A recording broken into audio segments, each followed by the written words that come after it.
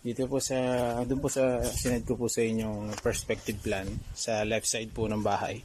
So naka-reflect po doon na meron po tayong CHB wall na papaganyan sa dito po sa left side.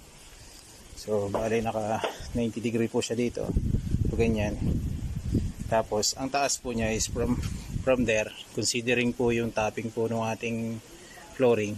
So from there 63. So somewhere dito po ang taas niyan. And then dito po sa parting itaas, pag ganun, meron po siyang lintel beam. Sa ibabaw ng lintel beam may CHB din po ulit siya. So dito naman po, dun po sa naka-reflect po na plan po na pinakita ko sa inyo, left side po ng bahay, dito po may bintana rin siya, fixed window. So meron din po kami ilalagay na para ganito. So casted place po yung gagawin natin, bubuhusan po namin yan. Ito po padadagdagan ko pa ng bakal sa gitna para mas masinsin yung pagkabakal niya at mas matibay. So, ganoon din po dito, meron din siyang 33 cm mula po dito sa bare concrete na ito. Meron din po siyang lintel beam dito pag ganoon. And may CHB din po sa ibabaw. So dito po sa front po ng bahay, so meron po siyang ganyan, ito po yung 33 cm po mula po sa flooring. Meron din po siya lintel beam doon. Dito po sa part natin, meron po ditong swing door. So ang pagbukas po ng swing door papunta po dito, kasi pagpalabas po ang opening natin, medyo obstruction po siya sa magiging daan po dun sa labas.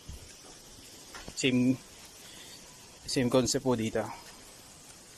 So dito po meron din siyang wall. Sa gitna po naman yung double swing door natin, papasok po ang pagbukas. Dito po meron din siya lintel beam. So mas liliit po yung opening natin ng bintana dahil po dun sa syempre may lintel beam po tayo sa CHB po sa taas. Dito po right side po ng bahay, so fixed window din po siya, and then meron din po dito 30 cm sa baba. Same concept, meron din pong lintel beam dito sa side na to, yung CHB. So yung naka-reflect po dun sa plan dito po sa right side po ng bahay, so meron siya dito ng sliding door, sliding tawag natin dyan, yung po may PVC column, sliding po siya dito. Rin siyang grills window grills, so sliding siya. Pag binuksan po natin siya, makakompress po siya dito sa side na to, so para hindi maging obstruction po dito sa view pagka naka-open po. Dito naman po sa front, ang opening naman po nito is makakompress naman po siya dito po sa gitna. So ito ay swing slide na grills, so mapupunta siya dito, makakompress siya dyan.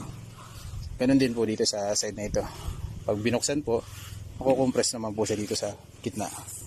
So sa madaling salita po, itong part pong ito may harang siya, so wala pong access para po makadaan dito. Kaya importante po na may pintuan doon, kasi yun po yung magiging access natin para makapunta po tayo sa area na to. Dito naman po sa side na ito,